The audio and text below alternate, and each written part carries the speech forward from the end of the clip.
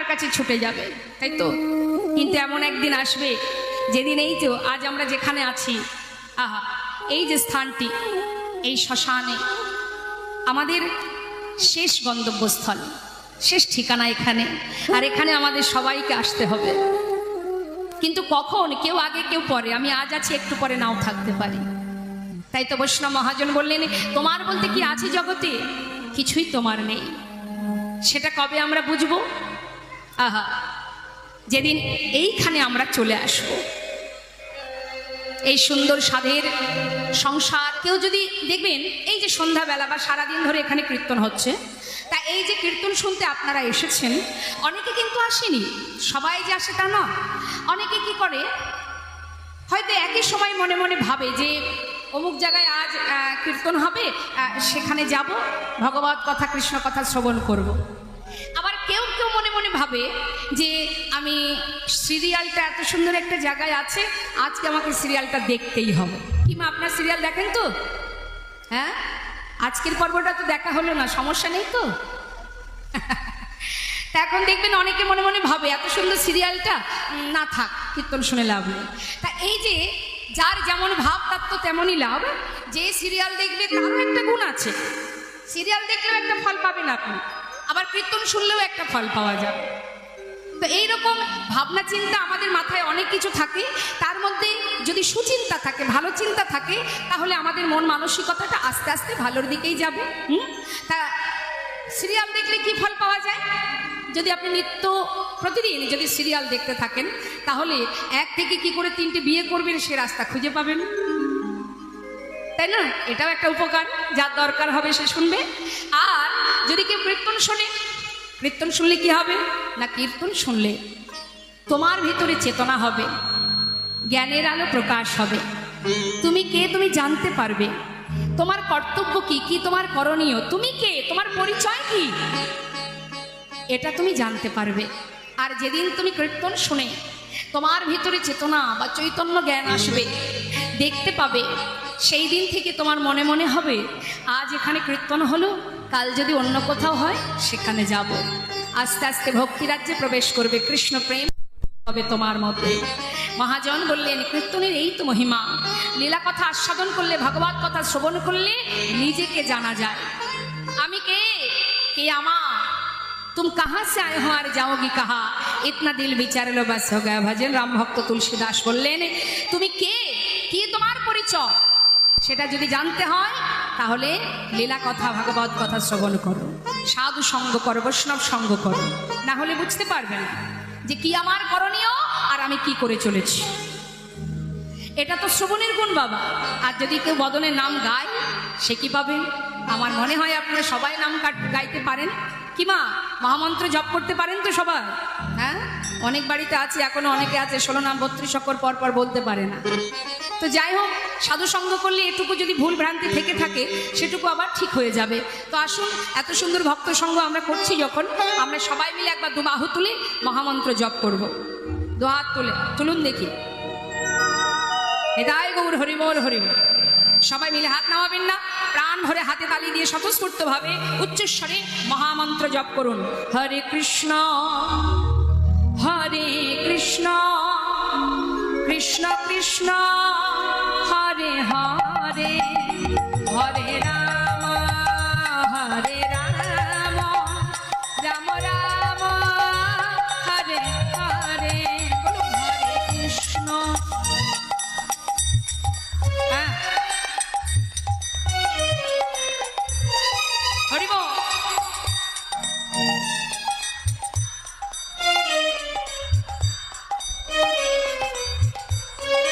আমি বলবো যারা দূরে দাঁড়িয়ে আছেন বা বসে আছেন, যে যেখানে আছেন অসুবিধা নেই, জায়গায় যেখানে বসে আছেন বসে থাকুন, সেখান থেকে দুহাত তুলে হরিনাম করুন।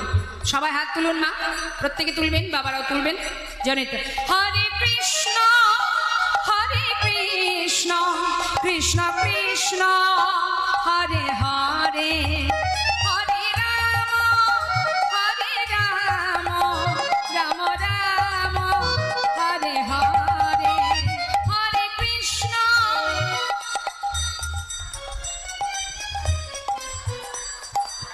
বাবা হরি বল।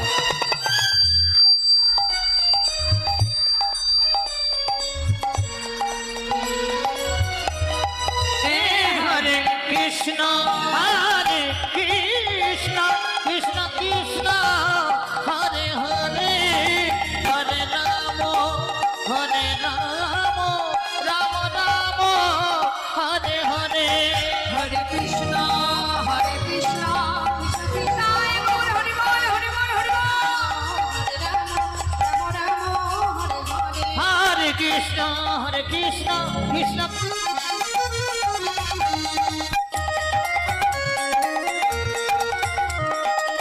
রাধারানী কি বৃন্দাবন ধাম বৃন্দাবন ধাম রাধে রাধে বৃন্দাবন ধাম অপার জপে যা রাধে রাধে জপে যা রাধে রাধে ভজে যা রাধে রাধে জপে যা রাধে রাধে ভজে যা রাধে রাধে রাধে আলি বেলি রাধে আলি বেলি সরকার জপে যা রাধে রাধে ও রাধে अलबेली राधे अलबेली सरकार जपे जा राधे राधे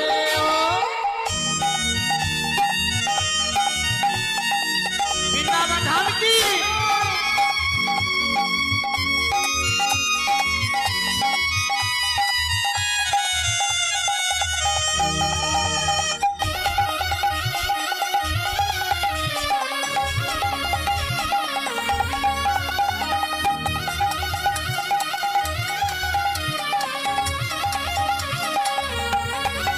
রাধে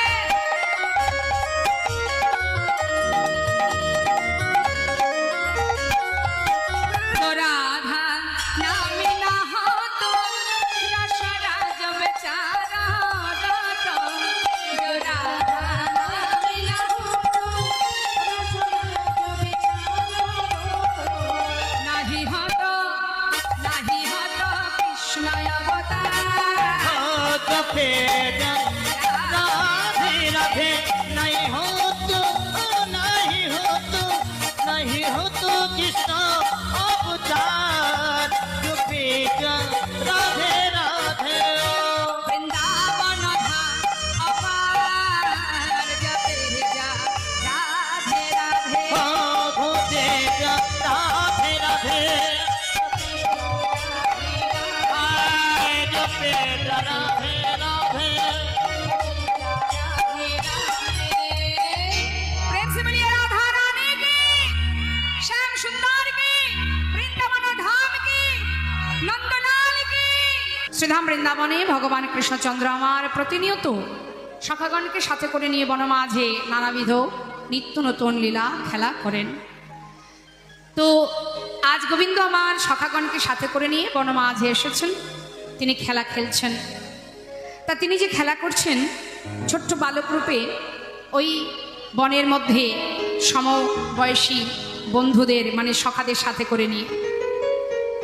তা ভগবান বালক রূপে খেলছেন বৃন্দাবনে, কিন্তু প্রকৃত খেলা খেলছেন এই পৃথিবীর বিশ্ব ব্রহ্মাণ্ডে, যিনি একবার হরি নাম করো তোমাদের পিতা বিজলা আর রবে না গৌরঙ্গের নাম লয়, রাধা কৃষ্ণ প্রেম উদয়, তারে মই যায় বলি হারি,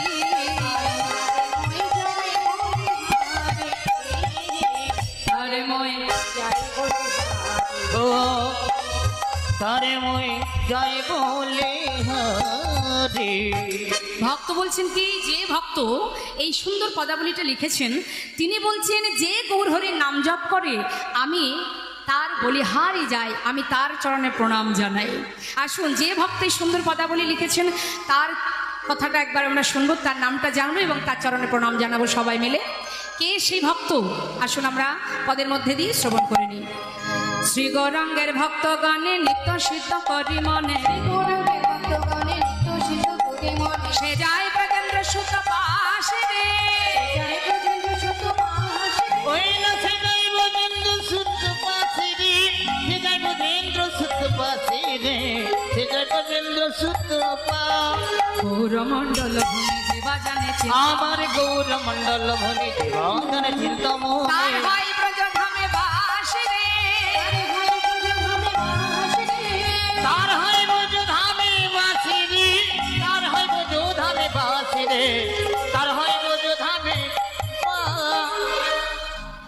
বললেন আমরা সবাই মিলে সেই মহাজনের কথা শুনবো যে মহাজন এই সুন্দর পদাবলী লিখেছেন।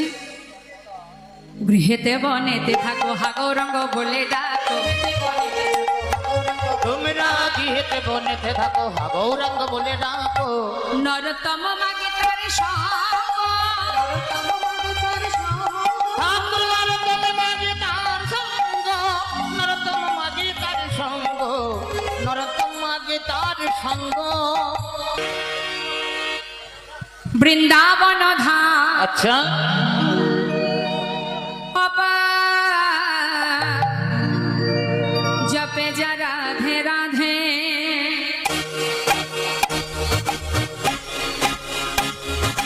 রাধে রাধে।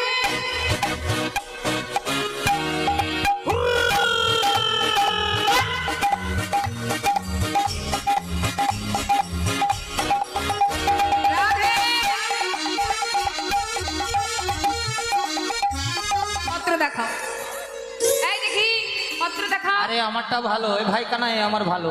আমারটাও ভালো। আচ্ছা সবারই যদি ভালো পাতা পড়বে তাহলে ছিদ্র পাতা কার ভাগ্যে পড়লো? তাই তো, তাই তো। এই ভালো করে দেখা, এই তোরটা দেখা, এই যে ভালো ভালো, এই দেখি এই ভালো করে দেখা। আরে আমারটা ভালো রে। সবারই যদি ভালো পড়বে তাহলে ছিদ্রপত্র কার ভাগ্যে পড়বে? হ্যাঁ হ্যাঁ আমারটা। হরি বল। ভগবান যে আজকে খেলাটা খেলছে মায়ের পিছনে কারণ আছে, আমি বলবো। তিনি যেটাই করেন তার পিছনে কারণ থাকে, কারণ ছাড়া তিনি কিছু করেন না। তা গোবিন্দ বলছে দেখ, এই দেখ আমার পাতা ভালো। এই আরে হাতে করে লুকিয়ে রাখলে হবে না, ভালো করে দেখা। ওই তো কানাইয়ের ছিদ্র পাতা পড়েছে আজকে খেলাতে। কানাই চোর, কানাই চোর, কানাই চোর। যেই না কানার হাতে পত্র ছিদ্র পেয়েছে বাবা, সখাকান বলে উঠলেন ও কানা, কানা আজকের খেলায় তাহলে তুই চোর। আসলে কি জানিস তো, তুই বিনে চোর কে হবে ভাই, তুই বিনে চোর কে হবে ভাই, এই বৃন্দাবনের ননি চোরা, তুই বিনে চোর কে হবে ভাই। এই চোর বললি কেন? আমি চোর? তুই চোর, তুই চোর। আচ্ছা বলুন দেখি মা, এই যে সবার ঘরে ঘরে ননি চুরি করে আমি আনি, কাদের জন্য? এদের জন্য তো। হ্যাঁ, তা যাদের জন্য চুরি করি তারাই বলে চোর। কিন্তু চুরি তুই করিস, তাই আমরা খাই। কাঁধে উঠবি, কাঁধে উঠ, তাতে আবার চোর বলার কি আছে? চোরকে হ্যাঁ? চোর বলবো না, তুই চোর। হরি বল। ভগবান কেন আজ এই খেলা খেলছেন? তার মনে যে একটা বাসনা আছে বাবা। সেই বাসনাটা কি? আজ গোবিন্দের মনে কি বাসনা? একদিন নিরজনে বসে ভগবান মনে মনে ভাবে, এই জগতের যে যারা আমার চরণ পাবার লাগি, হা কৃষ্ণ কৃষ্ণ বলে কাঁদে, যারা আমার চরণে পাবার লাগে, ঘরে ছেড়ে পথের পাগল হয়, পাগল হয়ে কৃষ্ণ বলে কাঁদে। কেন আমায় ভালোবাসে, কেন এমন করে কাঁদে? ফুল তুলসী চরণে দিয়ে একবার কৃপা করো বলে কাঁদে। এরা আমাকে ভালোবেসে কি সুখ পায়? আমি তো ভগবান, তাই আমি জানতে পারলাম না। আজ আমি জানতে চাই যে ভক্তরা যে আমায় ভালোবাসে, এই ভালোবাসা কতটা আসল। আহা, এই ভালোবাসাটা কেমন, কেমন স্বাদ আছে এই ভালোবাসাতে? কেন আমার জন্য এরা কাঁদে? কি সুখ পায় এরা আমার জন্য কেঁদে? মহাজন লীলার পাশে দাঁড়িয়ে বললেন, হে গোবিন্দ, তুমি কি করে জানবে বলো? যারা তোমাকে ভালোবাসে তারাই জানে তোমাকে ভালোবাসায় কি সুখ। তুমি কি করে বুঝবে? তুমি তো স্বয়ং, তুমি তো পূর্ণ ব্রহ্ম, তুমি তো বুঝবে না। যারা তোমাকে ভালোবাসে, ভক্ত যারা, তারাই জানে তোমাকে ভালোবাসলে কি আনন্দ।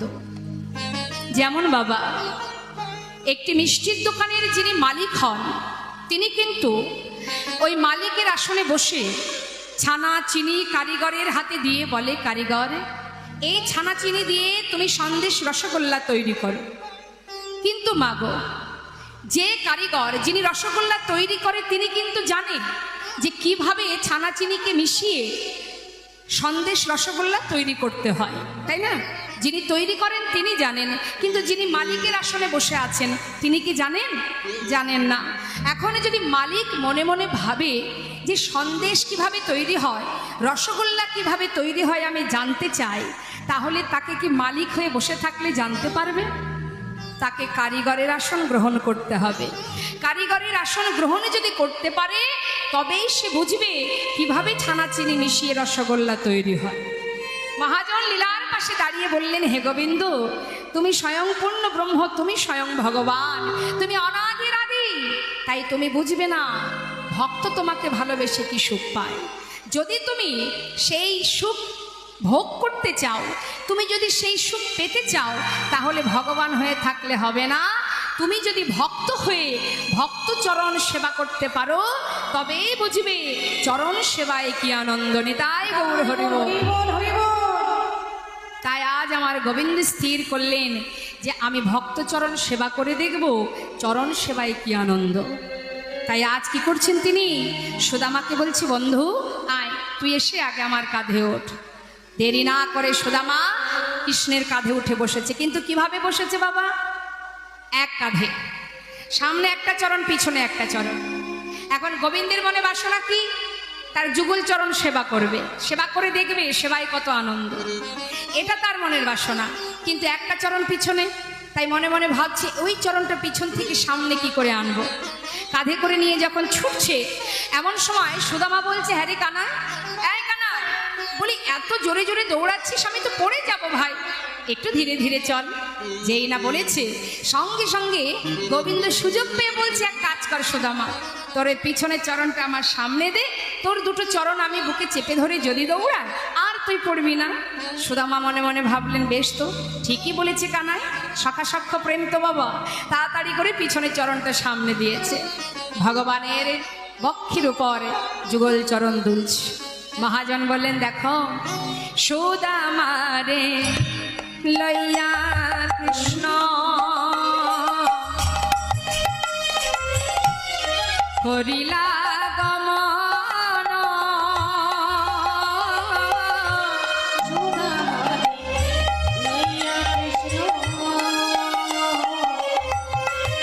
দেখো করিল গমন, একটা পক্ষ আমরা বৃক্ষ তলে আসিয়া দাঁড়ালো। দেখো না বৃক্ষ তলে আসিয়া দাঁড়ালো। একটা পক্ষ আমরা বৃক্ষ তলে আসিয়া দাঁড়ালো।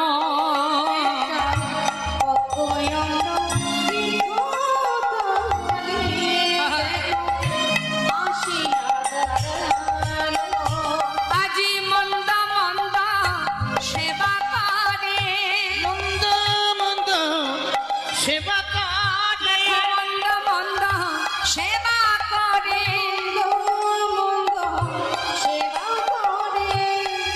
ভক্ত যুগল চরণ হৃদয় ধরে মন্দ মন্দ সেবা করে।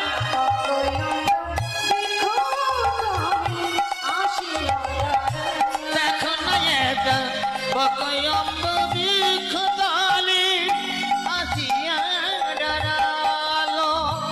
গোবিন্দ আমার সুদামাকে কাঁধে করে নিয়ে যেতে যেতে একটা পাকা আম গাছের নিচে দাঁড়িয়েছে মা। যেই না দাঁড়িয়েছে এমন সময় সুদামা বলছে, কানাই দাঁড়ালি যখন ভাই একটু দাঁড়া, দেখ দেখ গাছে কত সুন্দর পাকা পাকা আম ঝুলছে, একটা আম পারবো আমি তুই দুইজনে খাবো, তারপরে আবার যাব। এই কথা বলা মাত্রই গোবিন্দ